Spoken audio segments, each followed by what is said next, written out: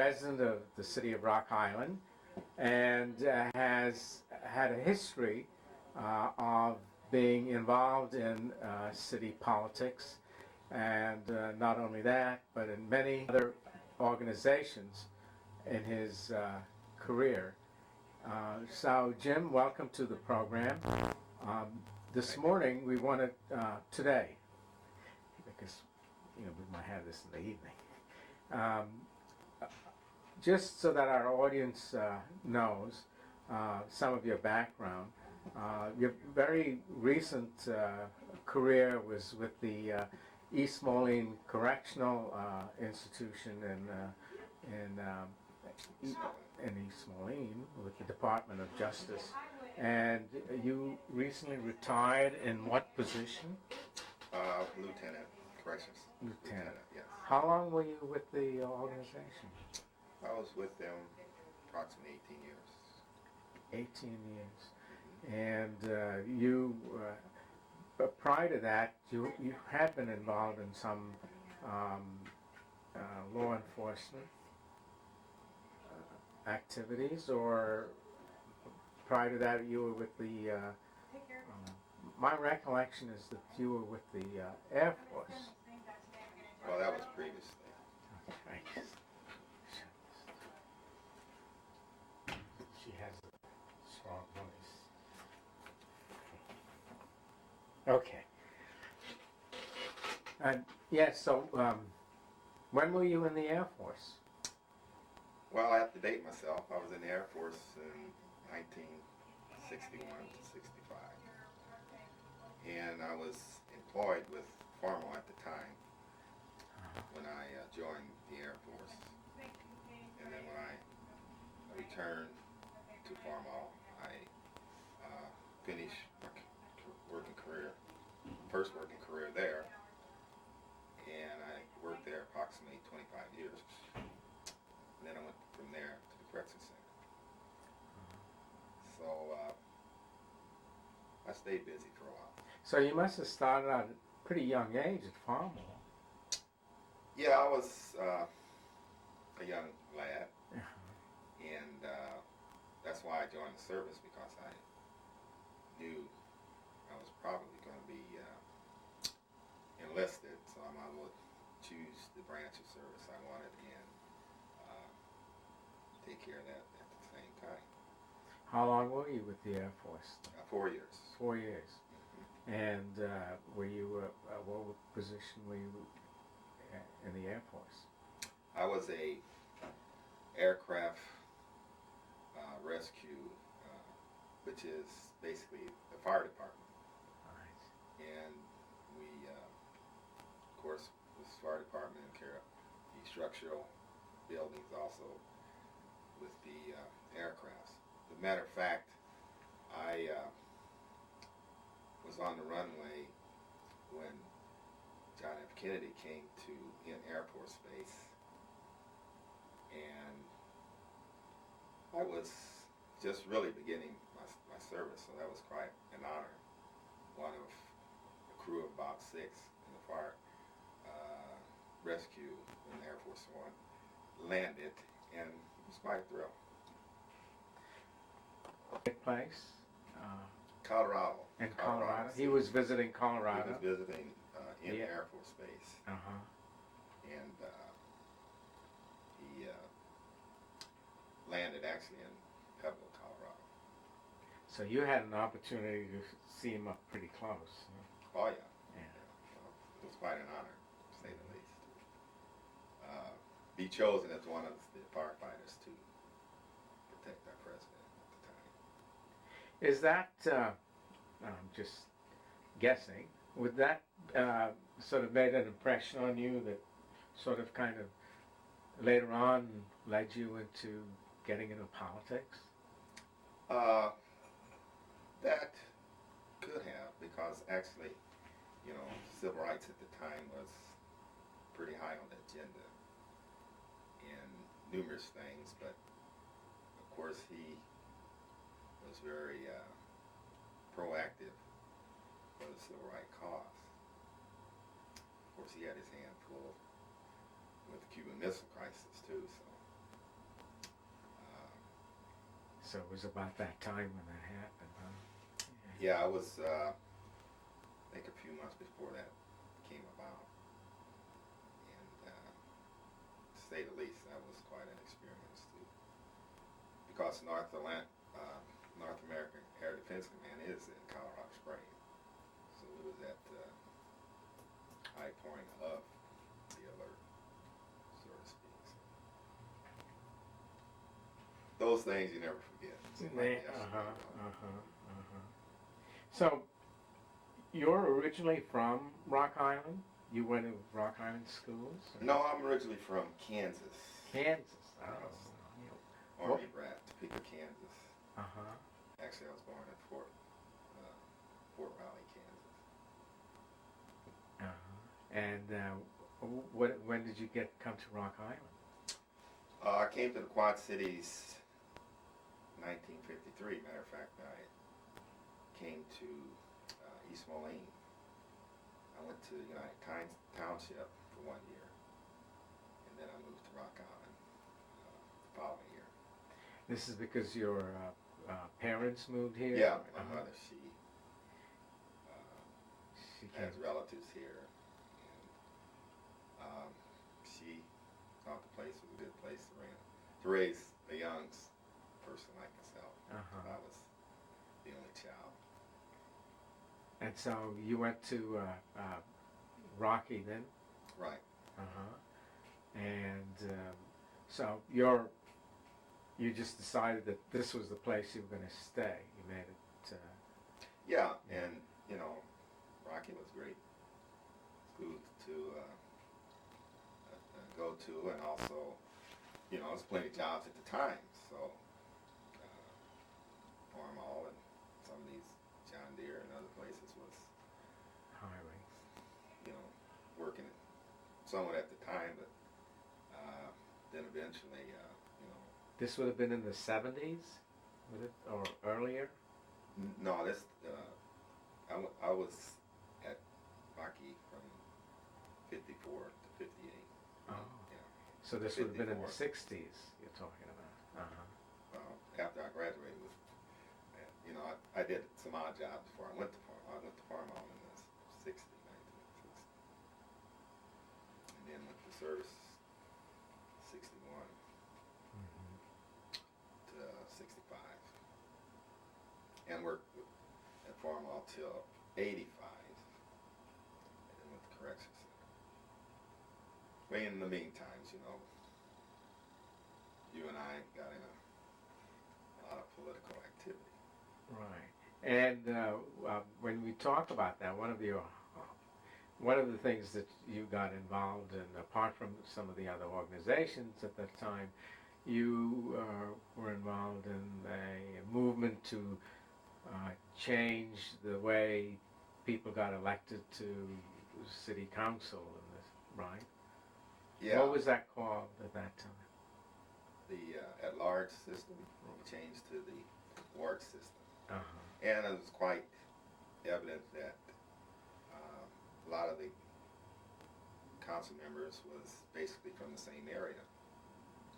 And a lot of the other parts of the city wasn't receiving equal representation as neighborhood-wise or otherwise, really. And, of course, you were, long before me, working on that system. And I just happened to be chosen chairman at the time. And it was an amazing thing. I have no idea.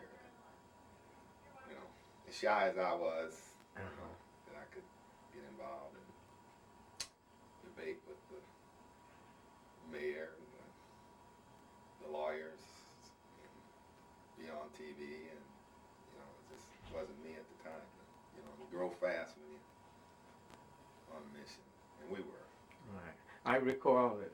So it used to be at a ward system, and it changed in 1953 to a large, and then there were several attempts to try to change it. But when you became the chair,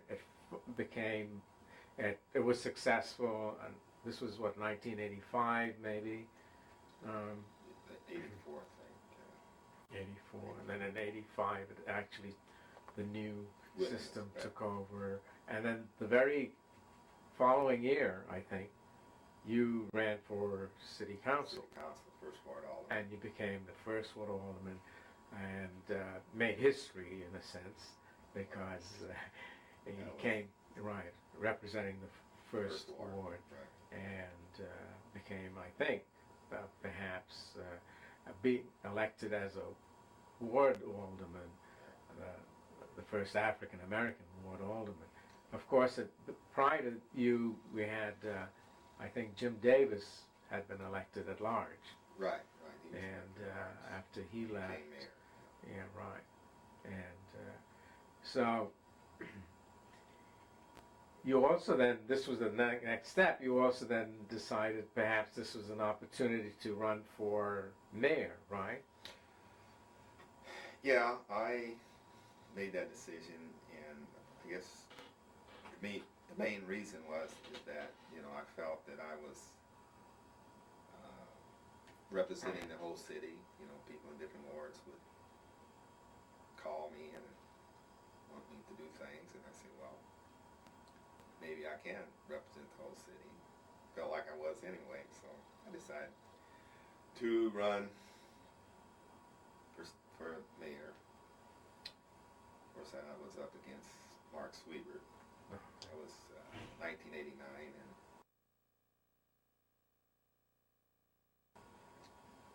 he's still mayor, and I guess he's going to run again, so at least I lost to a good man. And after that, you became a township supervisor, right? Yes, Rock Island Township. How long have you been, you're Rock Island Township? Rock Island Township. I was appointed for, Ethel Sherlock. She was a member. She had passed away, and then I ran and was elected the last election.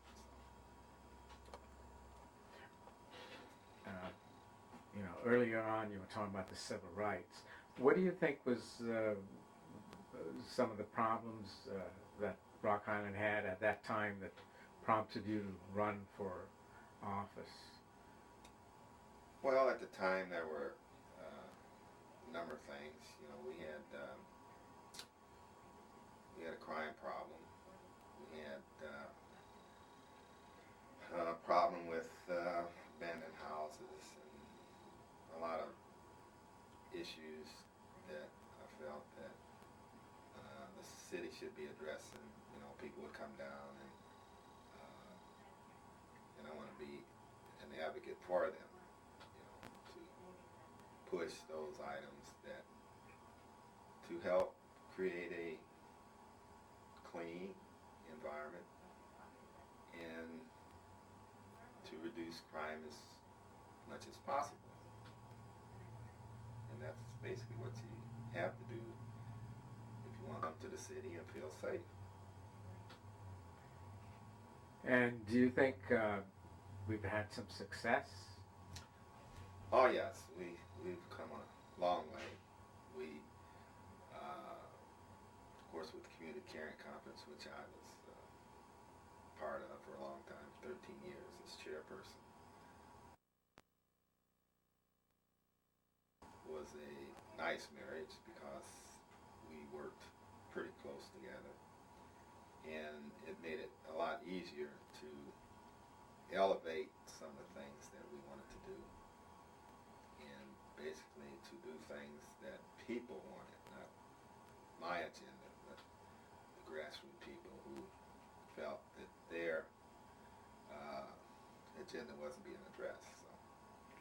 And the Community Caring Conference is what, a crime fighting organization at the time. They were and is, of course, other things they do too, but crime prevention, crime fighting was and is their mainstay.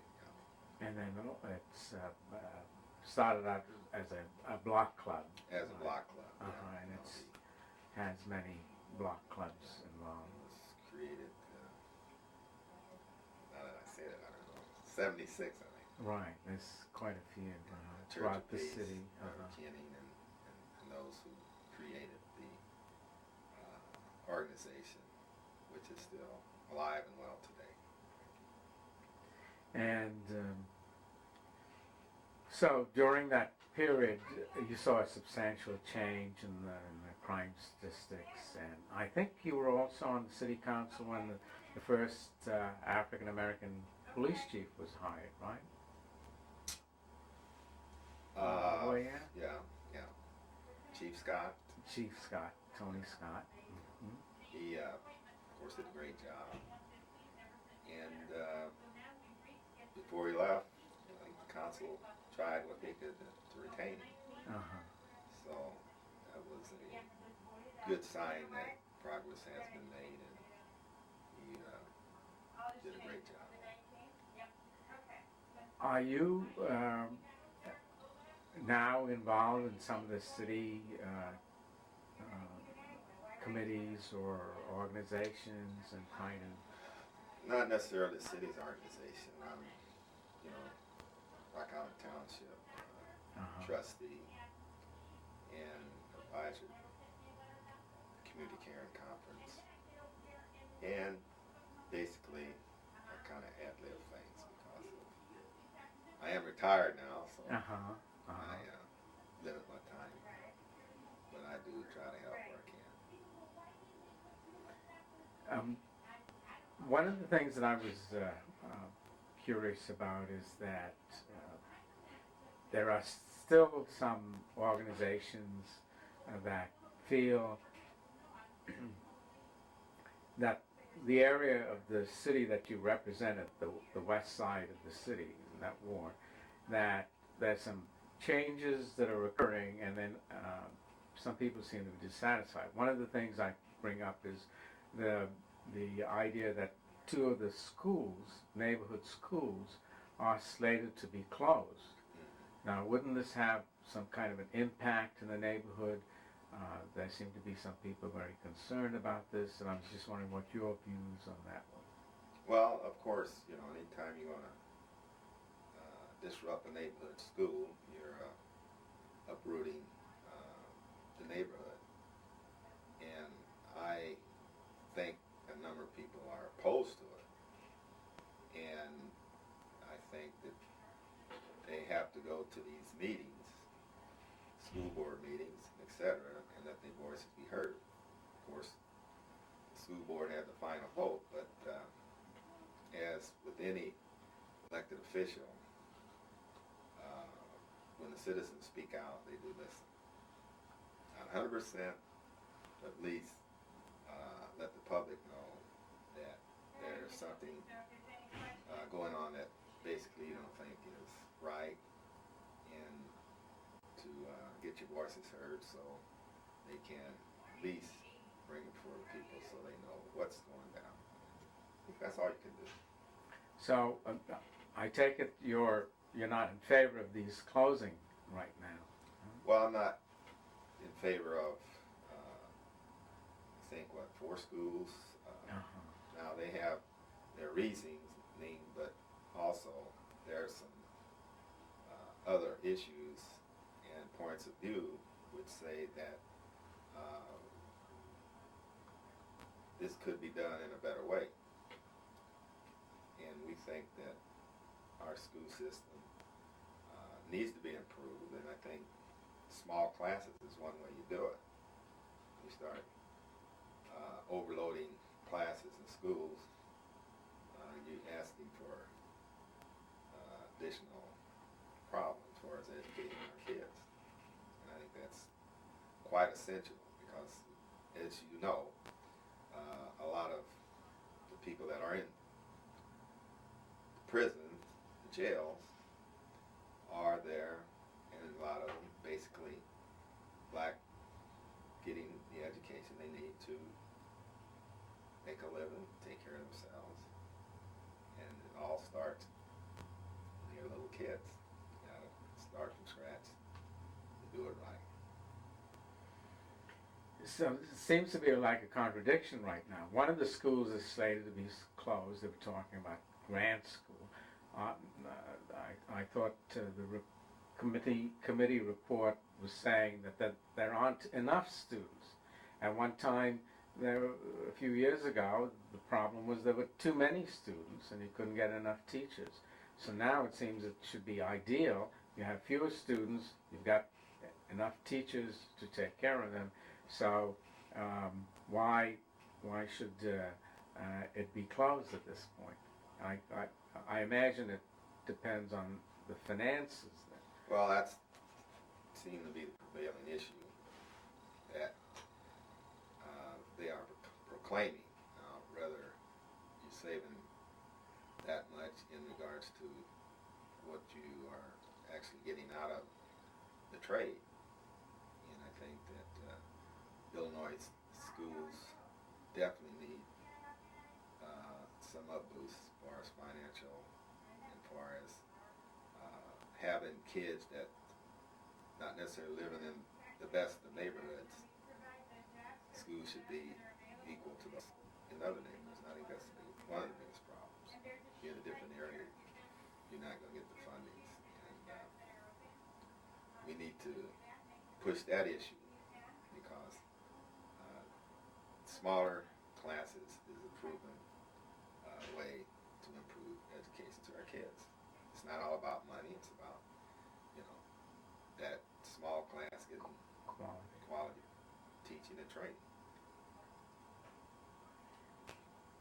So,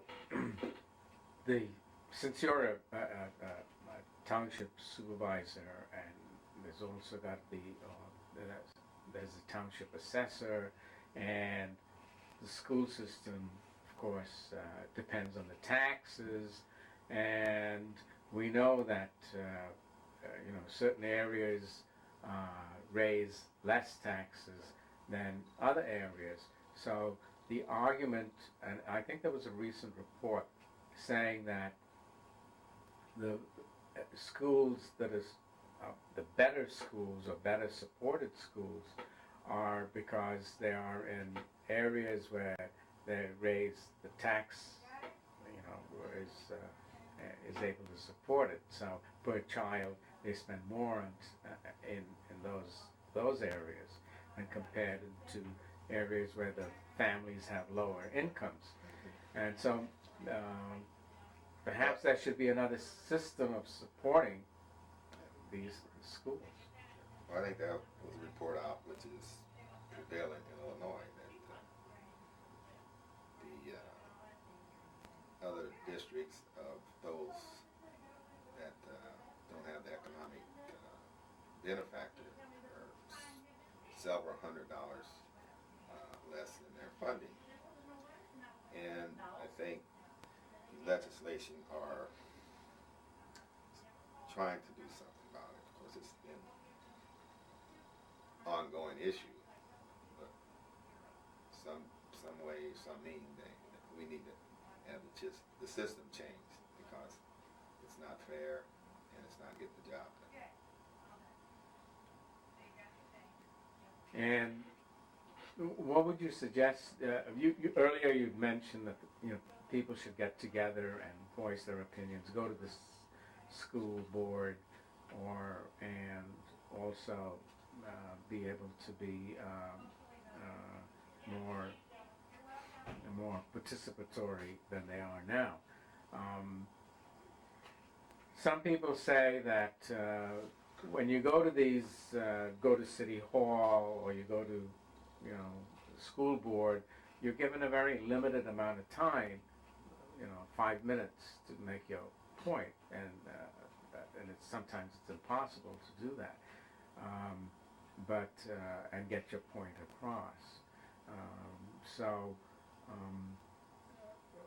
What else would you suggest to people to do? Well, they can write the legislators, they can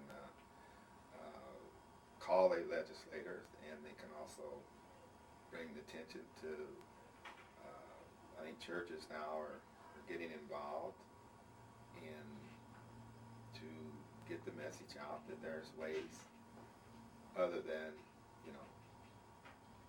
going to the meeting and being limited in your debate. You know, you can write the pulpit.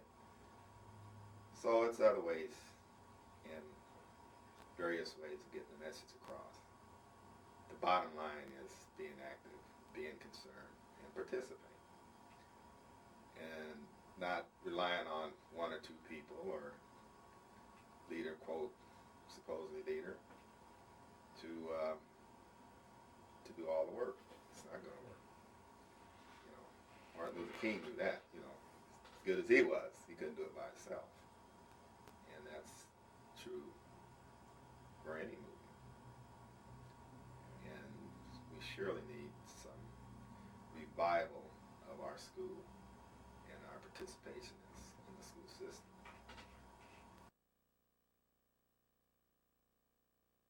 On a scale of saying you approve of the way things are going, or would you like to see things a little better? Obviously, you're saying right now that the schools, we could be doing a little better what we're doing. And what are some of the other, supposing you had, you were in the position of mayor, what would you think needs still to be done? What's missing on the agenda? What is the current system? Is everything working, or do you think there's some gaps that need to be filled? Well, as mayor, I mean, the school system is kind of set aside for the mayor's position. He can be an advocate at the pulpit, so to speak, in promoting education.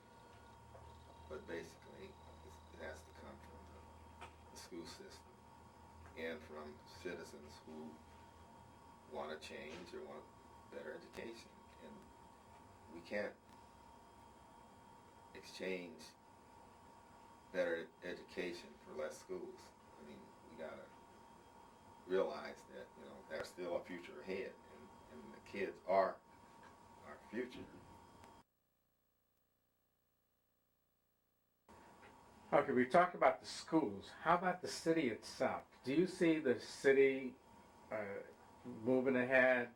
Do you see there's some things that you were still in that position, you would do things a little differently? Well, the city has been making progress. Of course, there's always more to be done. You know, streets, infrastructure, business need to be more variable. You know, we need to not just have one limited view of type of business and not one limited view of the area of business, whether it's downtown or uptown. You know, it has to be broad. I think 11th Street still has a lot of potential that's just not being utilized. And it's been sort of our sore spot for many years in making that corridor more productive. It's a lot of potential areas for business there, and too many empty lots now. Well, you lived through the changes that have occurred. You know, Rock Island, the west side, 9th Street, that area was the original city, in fact. That was at one time sort of like the downtown, where the stores were open on Sundays and things like that. Since that time, in the late 60s, model cities came in, and then, you know, some people said it wasn't urban renewal, it was urban removal, and you know, that's when you just mentioned those empty lots. Some of the older homes have been torn down, and they haven't been, the replacements have been very slow. There is some movement now, but would you agree that there was not enough attention given, or, you know, there was 5 years of model cities? Do you say that was a successful program? Or do you think more things could have been done? Well, it was a success to a point, you know, but there were more taking down buildings than building up buildings, and I think that was one of the problems of the model city era, is that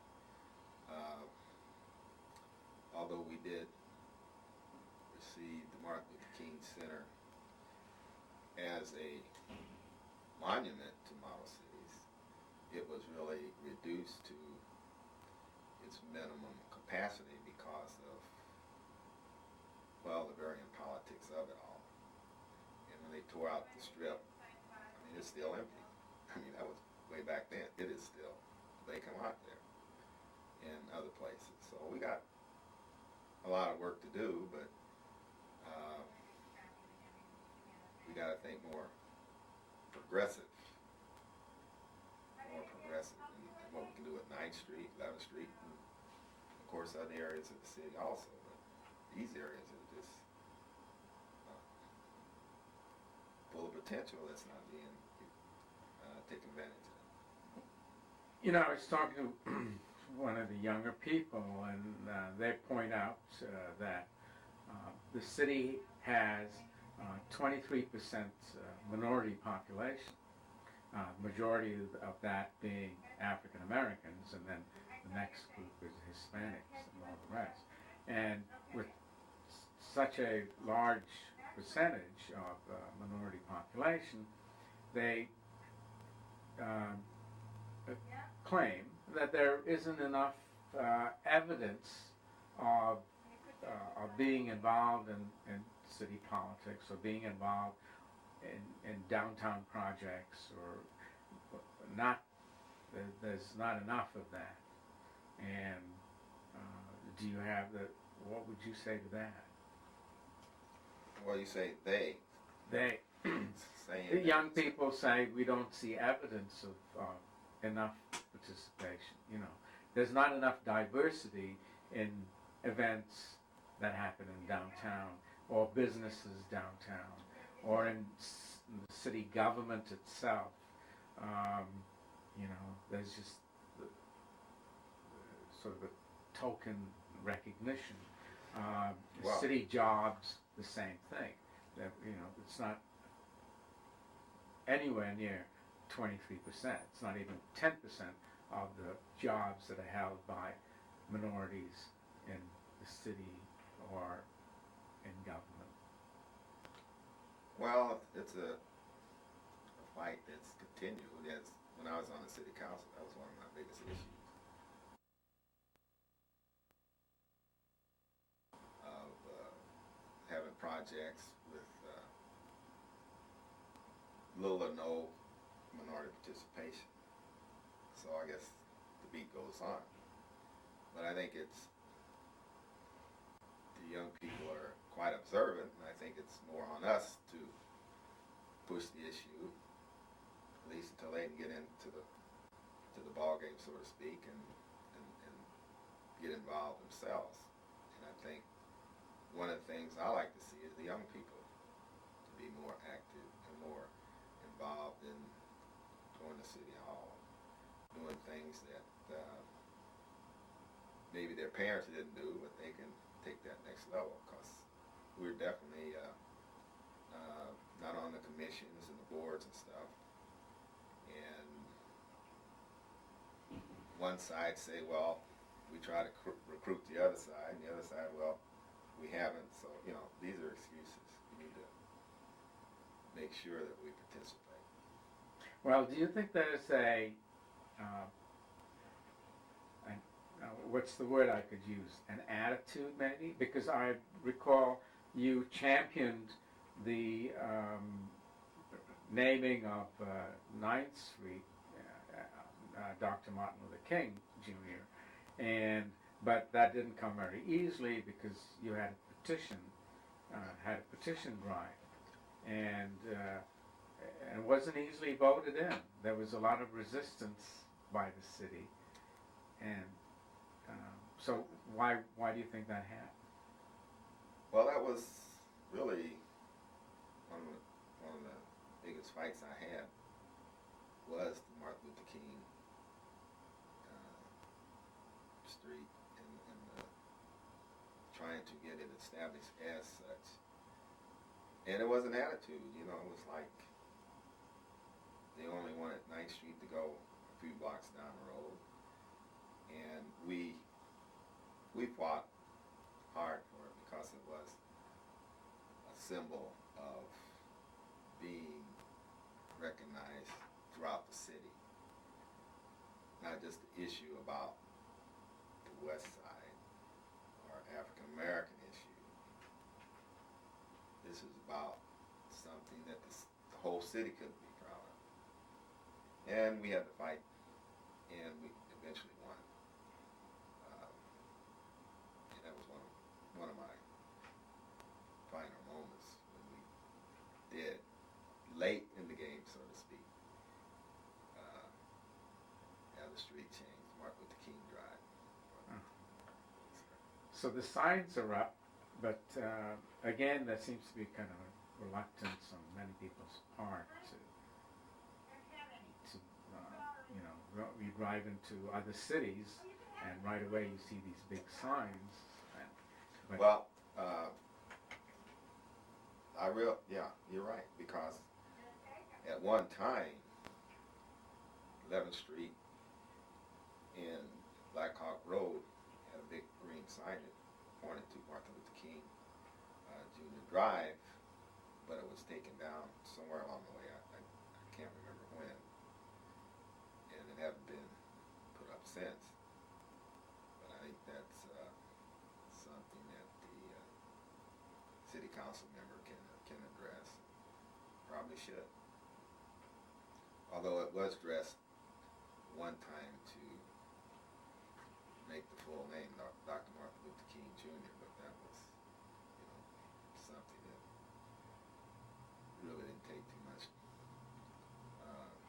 do. But as far as the whole attitude about it, you know, need to be some changes, definitely.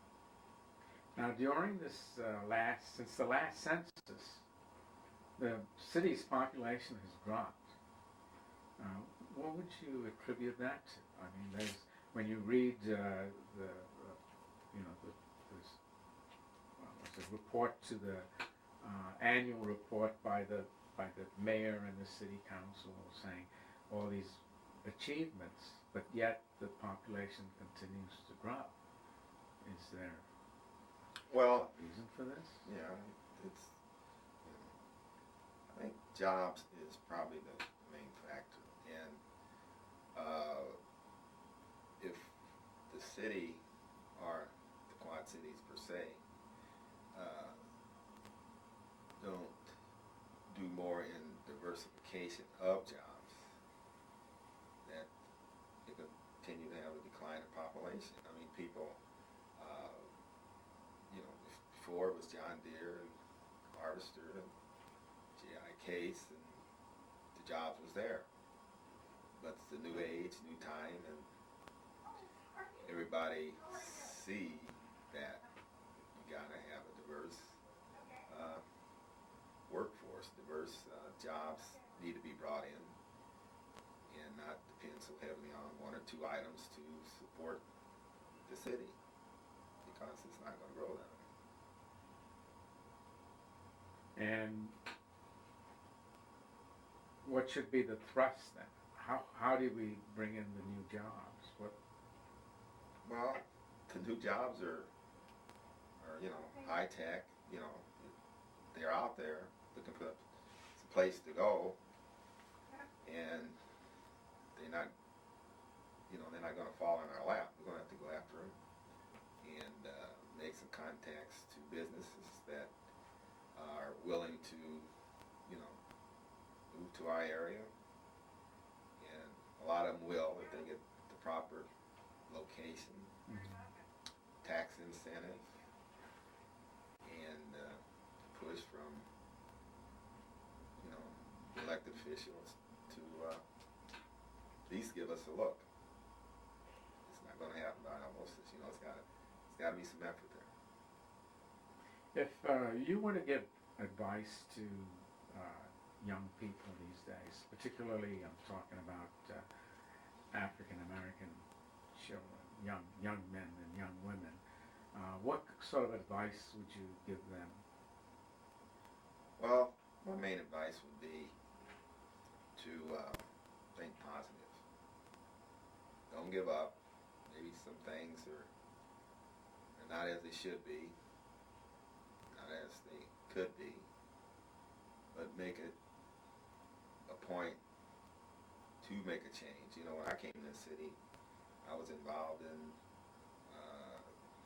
human rights for housing, and you know, I had to go through those battles as young as I was. And I think the young people have to realize, you know, they got a job to do too. They just can't put it all on us, saying, well, hey, you know, I don't like you guys did too much, so I'm not going to get involved. You have to get involved. You have to be, you know, leaders just don't automatically come to surface. You know, they work and they believe that there is a future, and we do have a future. If we don't believe it, who will? And so you're suggesting that they get involved in some organization. Attitude is 90% of the job. If they don't believe, or we don't believe, that we can make the heart out of hope, you got to believe that things can get better. And we know there are obstacles, there are mountains that you have to climb. But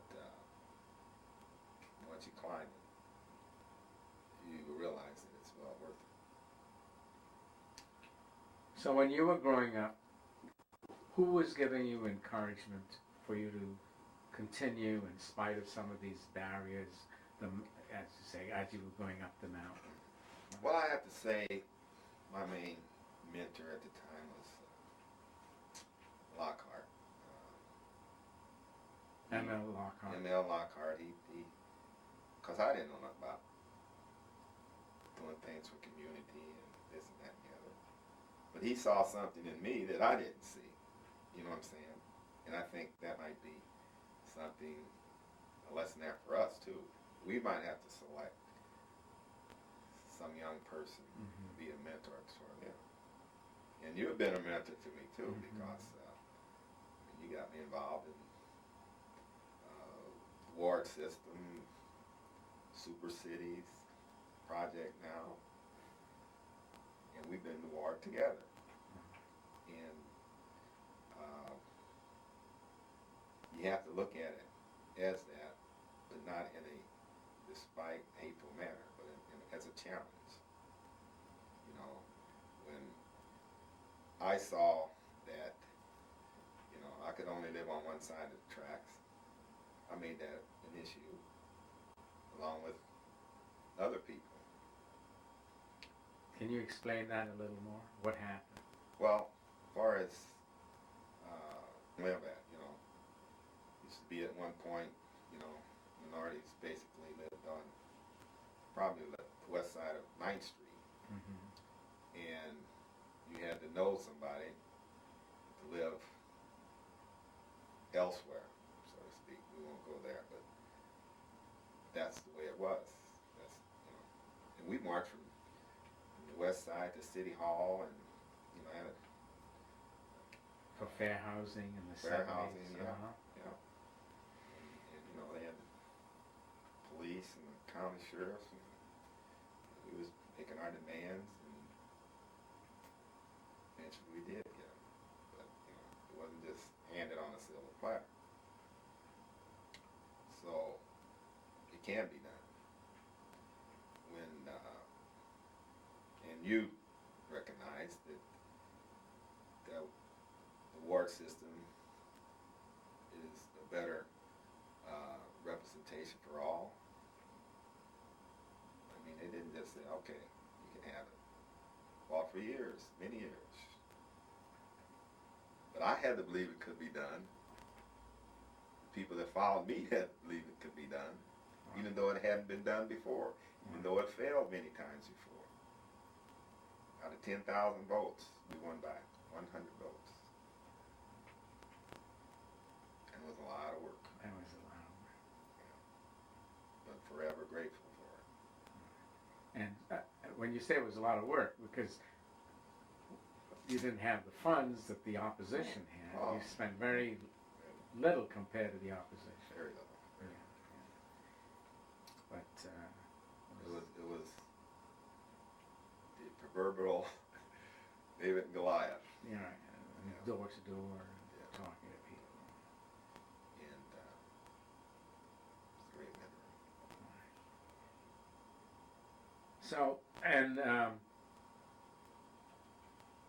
Jim, now that you're retired, if some of the things you're looking at, would there be some things you might have done a little differently?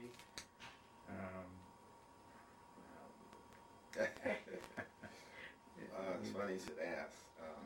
I don't know what I would have done differently, but since I retired, I kind of wonder how I did as much as I did, because now that I have the time, I'm still seemingly somewhat busy, and I know I was busy when I was trying to work in the community, full-time job, and do a little golfing every once in a while, you know what I'm saying?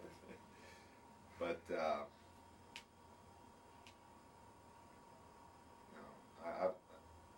I've been blessed. The pastor came to my Pastor Williamson. He came to my retirement, and he was looking around and this and that. And he said, "Brother Kerr," he says, "I didn't know you had such a storybook life." And that kind of stuck with me. I'm saying, you're right, because I've been blessed. That's what I feel. Well, I want to thank you. Maybe you can say a few words about your family. You have a family in Rock Island, right? Yes. Yeah. I have wife, Georgia, Mm-hmm. and I have 3 kids. Uh-huh. They probably don't want me to call them that now, but Yeah. 3 children. 3 children. Joni, James Jr., and Jerome. And they are fine kids. I'm proud of them all. I don't know where they got it from, but they grew up pretty good. Another blessing. That's great. Well, I want to thank you for this opportunity to have this conversation. Interesting. And we'll be keeping an eye on you to see